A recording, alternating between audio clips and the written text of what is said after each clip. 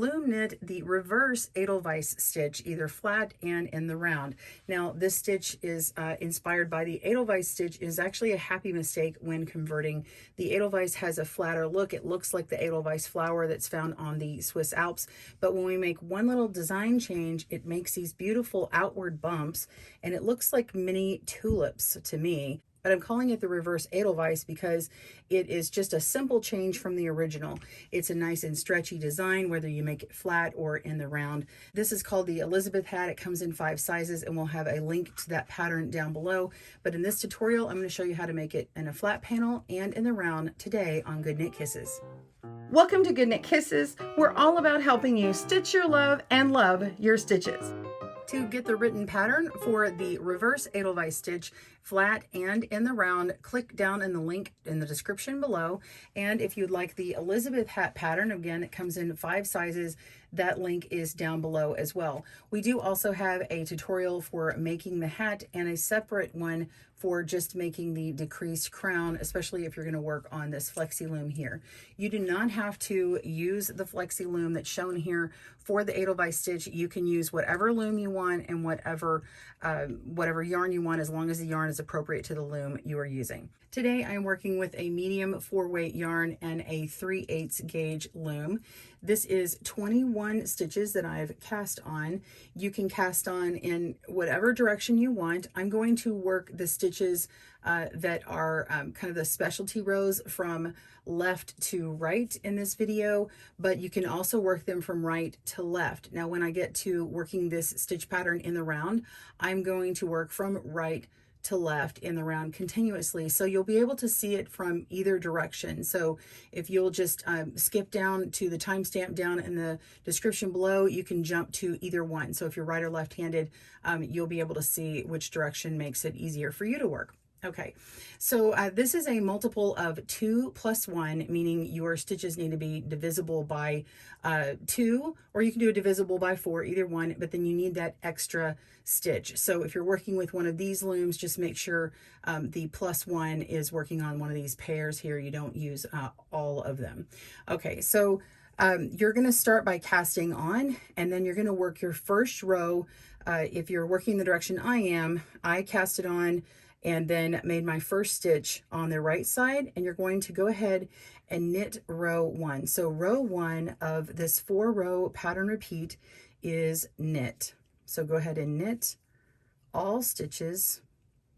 This is a cast on of 21, and I'm not going to show the cast on here, but we do have videos links down in the description below. Go ahead and pause your video, work on row 1. I'll meet you back up at the other end. See you in a moment. All right, row 1, you just knit all stitches. You can use the U-wrap knit that I did, or a true knit. You could use an E-wrap, however, I have not tested it, but do not use an E-wrap on row 2. So row 2 starts off, we're going to knit peg 1, just a U-wrap knit stitch here. And then the next stitches are going to be worked in pairs, and we're going to use a true knit stitch and a purl, but we're going to be working 2 stitches together. So we're going to be moving peg 1 over to peg 2. Now I'm saying it in pairs. I know that this is technically peg 2 to over 3, but just bear with me. We're going to work in pairs, and I'm going to call the first one 1, and then the second one 2. So peg 2 now has 2 loops on it. We're going to take our working yarn, go behind the first peg, go around to in front of the second peg, and act like you're going to U-wrap knit, but we're going to go below both of these stitches on the bottom and scoop downward and make a loop, and that's going to be like a true knit stitch, but we don't take these old ones off of the loom. We just move this new stitch over to peg 1, place it on here, and tighten up with our working yarn. Now we're going to bring our working yarn down below peg 2, okay, just like this. Just hold it with your thumb down here, and then use your tool to come down through both of those stitches, grab that working yarn and pull upward to make a loop. That's a purl 2 together. So we just did a knit 2 together, and now we're doing a purl 2 together, and that is in the same stitch. So we're going to take these old 2 off and take our new loop and put it on peg 2, and then tighten up your stitch. So that is a knit 2 together, purl 2 together in the same stitch. So let's do that again. we're going to pick up peg 1, move it to peg 2, put the yarn behind peg 1 in front of peg 2, pull that loop down through the bottom 2 loops, move the new loop to peg 1, tighten it up, put the yarn down below peg 2, put our tool underneath to pull up a loop to purl 2 together, take off the old 2 loops and put the new loop on peg 2 and tighten up. There you go. So now you're going to work all the way until the end. The last 2 here will be a pair together. Pause your video and meet me at that point. We'll see you soon. Row 3, we're going to be working a knit stitch all the way across. So go ahead and U-wrap knit all the way across. Pause your video and I will see you for row 4. See you soon. All right, row 4, you're going to be working in pairs to start off with. So you're going to save your very last stitch for a knit stitch, just like you had on row 1. It's just shifted. So go ahead and start moving your stitches by making the first stitch moved over to, or placing the first stitch over on the second one. Go ahead and wrap the second one on the top, pull downward to make that new stitch, place it on peg 1, tighten that up, put your working yarn down below peg 2, go underneath those 2 loops, scoop up a loop, take that old one off, and put the new one on. Generally, the first couple stitches are kind of loose, so make sure you're not like dropping those stitches off as you go. And then continue working in pairs. This one's easy because, well, on the Flexee loom, you can see that they're in pairs of colors, so it's really easy to see. And then when you get to that very last stitch, you can knit that stitch. So it's shifted over, and you have this type of stitch where every other one has a little bump here. So when you look at it and you see a row with all these special stitches here, you can see that the next one kind of jogs over by a stitch. So a 4-row repeat is this row, a knit row, actually it's a knit row, then you have this row, and then you have a knit row, and then you have this row. So that's 4 rows right there. This is a 4-row repeat. Also, this is very stretchy stitch, so be sure and kind of tug on your knitting when you're looking for how many inches that you've knitted, or you may have to take it off of the loom. I would wait until you have a good amount there and then pull downward on your knitting. So continue repeating those 4 rows and you have your reverse Edelweiss stitch flat panel. All right, let's work on in the round. Working in the round for the reverse Edelweiss stitch, you want to make sure you have a multiple of 4. If you're making a hat such as the one I'm doing here on the Elizabeth hat, I have it in multiples of 8. This particular one is 88 stitches, and of course it looks funny because it's on the flexible Flexee loom like this, but it is a very stretchy stitch and it will go down. So you want to start off by making sure you have a stitch marker. We're going to work all the way across in the round by knitting all stitches. I'm going to go clockwise. You can go clockwise or counterclockwise, and just go 1 round all the way around, and pause your video and I'll meet you back up for round 2. All right, we've finished round 1 knitting all the way around with the U-wrap knit. And now we're on to round 2. Now make sure your stitch marker is in place. On peg 1, we're going to knit peg 1. Now, we are going to have a multiple that's even, of course, and I'm knitting this peg, but we're going to start working in pairs. When we get to the end of this round, you're actually going to also work peg 1 again, but in a pair with this last peg. So the last peg and the first peg will get worked.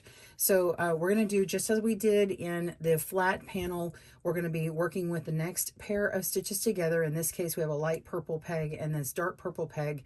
We're going to call the light purple peg peg 2, or actually peg 1, and then we're going to move that on to peg 2.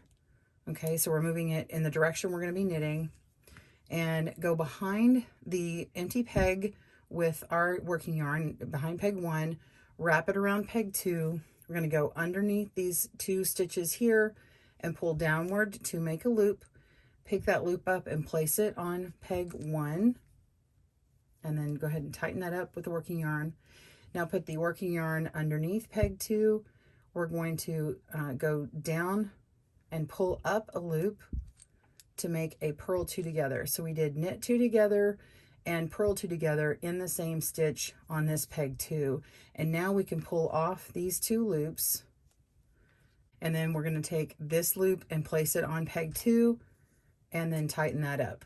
Okay, you don't have to pull super tight or anything, but you do want to make sure it's snug. So peg 1 and 2 are snugged up, and we've worked in the pair, knitting 2 together first and purling 2 together next, all in the same stitch. So now you're going to continue working in pairs all the way around.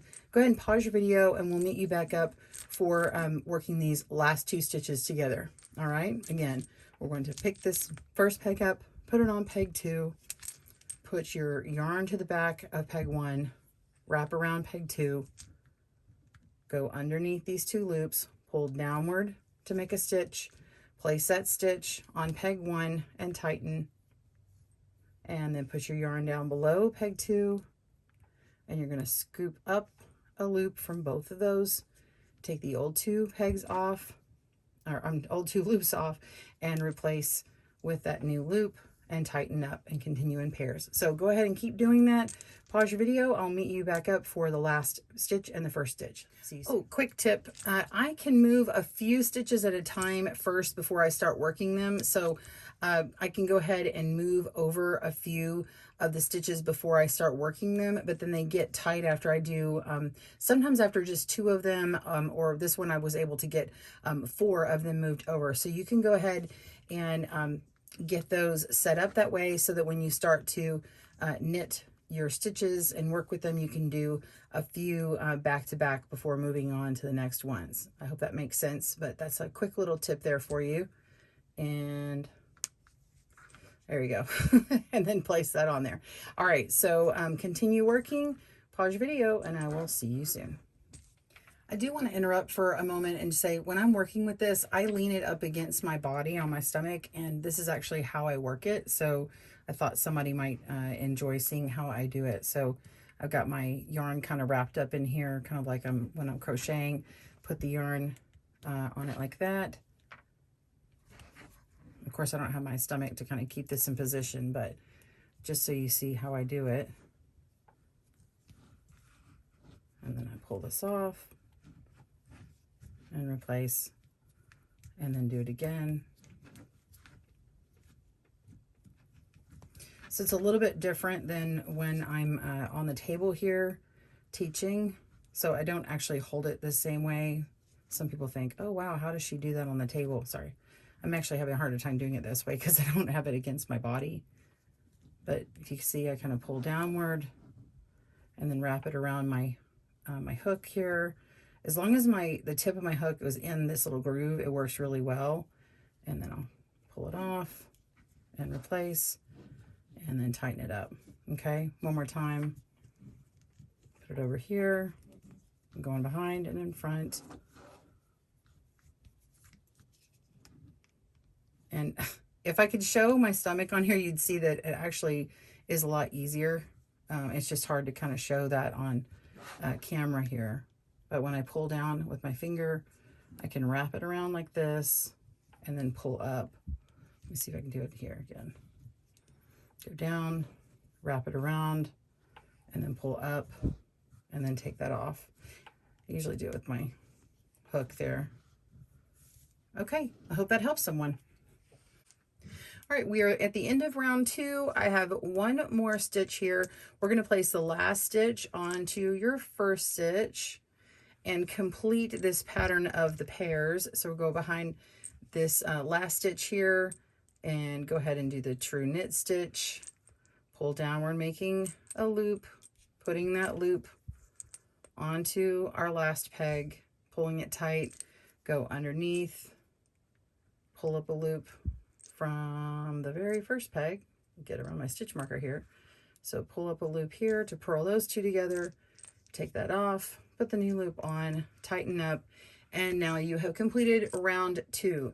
Now round 3, we're just going to knit around just as we did on round 1. You don't have to knit the first stitch again because it's already incorporated here, it's already been knit. So just start by knitting over.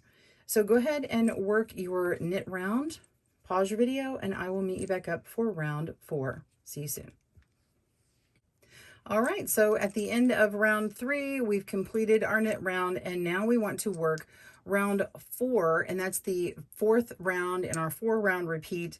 You're just going to be picking up the first stitch and placing it on the second, and then working in pairs all the way around. And so each one of these obviously is one of these links in this Flexee Loom shows you to light purple, you're going to work those together, to dark purple, and so on and so on. So you just follow it all the way around, and it ends in a pair. So it works perfectly. So just continue again. We'll do one more time.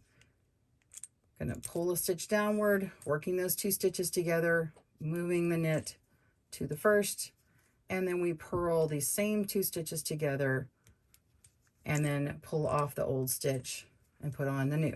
So continue working those rounds for as long as you need for working in the round, and you've got your reverse Edelweiss stitch. So I will tell you that this is a very stretchy stitch, and when this first started, this was very stretched out. If you start making a hat this way, it looks like it doesn't work, but you actually really have to pull downward on here to get that extra tightness out, and you'll see it kind of relax down this way. But if you're going to be measuring from this loom, because a lot of loom knitters measure from it instead of taking it off, go ahead and grab your yarn your loom really well down here firmly, and then pull downward to kind of relax that yarn before you try and measure it in a spot. If you're measuring from the tip of a brim to the top up here, to make sure you get that measurement. So just keep that in mind.